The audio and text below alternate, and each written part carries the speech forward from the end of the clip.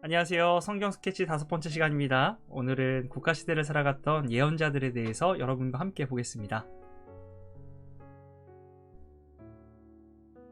성경 속 국가시대를 살아가는 중심에는 왕이 있습니다. 하나님 앞에 지도자가 올바른 길을 갈 때 백성들 역시 바른 길을 갑니다. 반대로 악한 길로 지도자가 가면 백성들도 그 길을 갑니다. 이에 하나님은 예언자를 부르시어 말씀을 주시고 나라와 시대 속에 하나님의 말씀과 뜻을 전달하도록 하십니다. 이러한 맥락에서 국가시대 두 번째 스케치는 예언자는 어떤 인물인지 보고 대표적인 예언자로 아모스, 이사야, 호세아, 예레미야를 중심으로 예언자 관점의 국가시대를 함께 보도록 하겠습니다. 국가시대 첫 번째 이야기에서 국가시대의 시대 상황은 다루었기 때문에 국가시대 두 번째 강의에서는 예언자들을 한번 소개해 보도록 하겠습니다. 먼저 예언자는 누구인가? 또 예언자는 그럼 무엇을 전하는가? 그리고 예언자의 다양한 모습들을 함께 보도록 하겠습니다. 먼저 예언자는 누구인가? 예언자는 우리말로는 예언자 또는 선지자라고도 합니다. 이스라엘 사람들의 언어로 예언자는 나비라고 부릅니다. 예쁜 이름이죠. 히브리어로 나비는 부르다, 알리다라는 의미를 가진 말로써 능동적인 의미로서는 부르는 사람, 알리는 사람을 가리키고요. 수동적인 의미에서는 부르심을 받은 사람으로서 곧 하나님의 말씀을 전달하는 역할을 하고요. 또 하나님께 부르심을 받은 사람으로 볼 수 있습니다. 앤더슨이라는 학자는 예언자에 대해서 이렇게 말합니다. 예언자들은 하나님이 백성들에게 말할 때 사용하는 사람들로 여겨졌다. 하나님의 대언자로 부르심을 받았을 때 예언자들은 하나님의 말씀이 그들의 입속에 넣어질 것이라는 약속을 받았다. 이렇게 말하면서 예언자를 하나님의 대언자로서 하나님을 대신하여 하나님의 말을 세상에 전하는 사람이라고 설명하고 있습니다. 하나님을 대신하여 말하는 예언자는 입이 중요합니다. 예언자는 사람이지만 하나님께서 그 사람의 입을 통해서 말씀하십니다. 그런데 거짓과 폭언을 말하는 사람이 갑자기 하나님의 말씀을 전한다면 어떨까요? 하나님의 말도 거짓말처럼 혹은 폭언과 다를 바 없이 들리지는 않을까요? 그림 속 인물은 이사야입니다. 천사가 손을 뻗어서 이사야의 입을 터치하려고 하고 있지요. 이는 이사야 스스로가 자신의 입술이 부정하다고 생각하며 탄식하고 있었기 때문입니다. 이에 하나님은 이사야의 입을 깨끗하게 하십니다. 그리고 예언자의 입을 통해서 말씀하시죠. 이 장면에서 우리는 두 가지를 생각할 수 있습니다. 첫째, 하나님은 사람의 입을 통해 말씀하신다는 점. 둘째, 그리고 그 입을 통해 하나님의 말씀을 전하려면 먼저 입을 깨끗하게 하신다는 것입니다. 그렇다면 한번 생각해 보시죠. 우리의 입을 통해서 하나님의 말씀이 전해질 수 있을까요? 앞서 살폈던 것처럼 하나님은 예언자의 입을 통해서 말씀하셨습니다. 이를 볼 때 우리는 하나님께서 예언자에게 말씀을 주시고 이를 전하게 하시는 것을 볼 수 있습니다. 예레미야, 에스겔, 호세아, 요엘, 미가, 스바냐에게 하나님은 말씀을 임하게 하셔서 그 말씀을 세상에 전하도록 하셨습니다. 이어서 다른 예언자들에게는 계시 또는 묵시를 주십니다. 이는 하나님께서 예언자들에게 직접적인 언어가 아닌 시각적으로 보여주는 환상이나 어떠한 장면으로 볼 수 있습니다. 대표적으로 에스겔에게 보여주셨던 하나님의 모습이 그와 같고요. 아모스에게 주신 이상 역시 들려주시는 것이 아닌 보여주시는 것을 말합니다. 그런데 미가 1장 1절 말씀을 보면 미가에게 임한 여호와의 말씀 곧 사마리아와 예루살렘에 관한 묵시라라고 말합니다.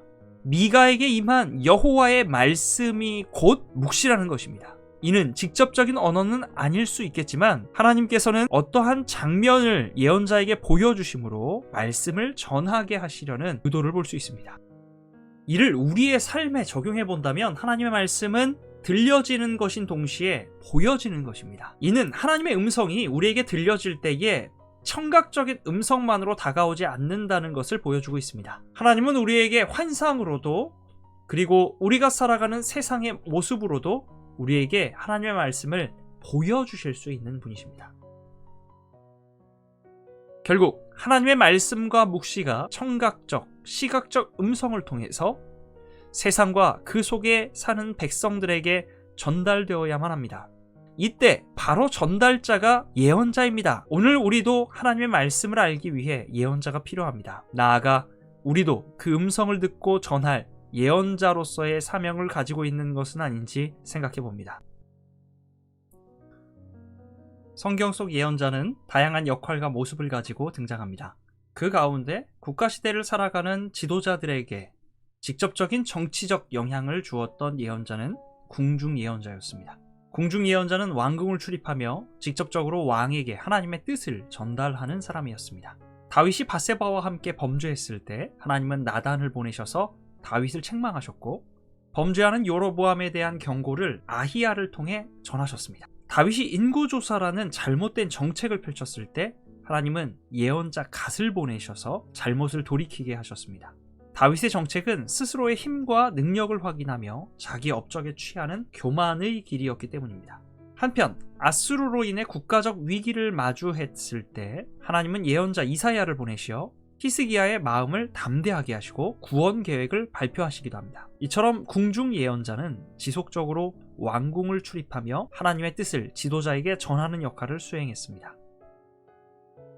한편 갑자기 하나님의 부름을 받아 개인적으로 활동하는 예언자들도 있습니다. 요나는 하나님의 부름을 받고 이스라엘에서 약 1000km 떨어진 니느웨로 이동해서 40일이 지나면 니느웨가 무너지리라 이 말씀을 전합니다. 겨우 이 한마디를 전하기 위해 요나는 하나님의 인도하심을 받고 갔던 것입니다. 요나는 심판의 예언을 전했고 이는 니느웨에 살아가는 백성이 회개하게 하는 경고로 작용했습니다. 다른 개인 예언자로서 요엘은 누구든지 하나님을 불러서 구원으로 인도하려는 하나님의 초대의 음성을 전달합니다. 또 다른 모습은 예언자가 혼자만 다니지는 않았다는 점입니다. 성경에는 예언자와 함께하는 제자들이 나타납니다. 예수님의 가르침을 듣기 위해 수많은 사람들이 모였었지만 예수님을 항상 따라다니는 제자들도 있었습니다. 이와 같이 예언자 엘리야를 쫓아다니는 제자들이 베델에 거주했고요. 이는 후에 엘리야의 뒤를 이은 엘리사의 제자들이 되기도 합니다. 또한 엘리사는 그 제자 중 한 사람을 통하여 하나님께서 명하신 기름 붓는 사역을 대신하기도 합니다.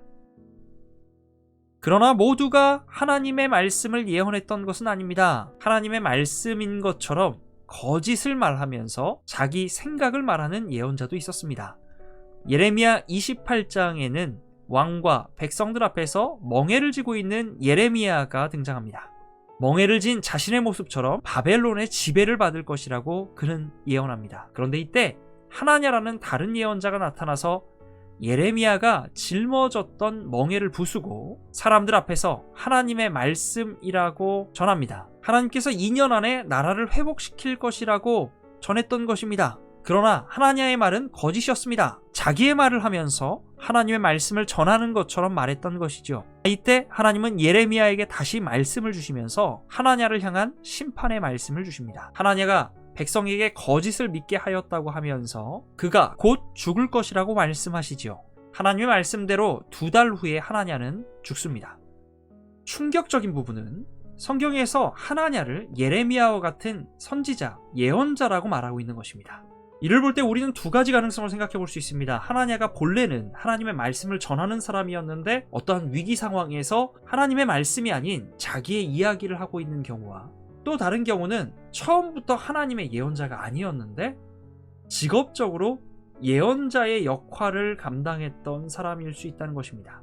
어쨌든 성경의 기록에 따르면 예레미야와 하나냐 모두 예언자라고 언급하고 있습니다. 다만 어느 누가 하나님의 말씀을 전하는 것인지 아니면 자기 자신의 음성을 전하는 것인지 백성들은 알 수 없었습니다. 오늘날 우리에게도 하나님의 말씀이 필요합니다.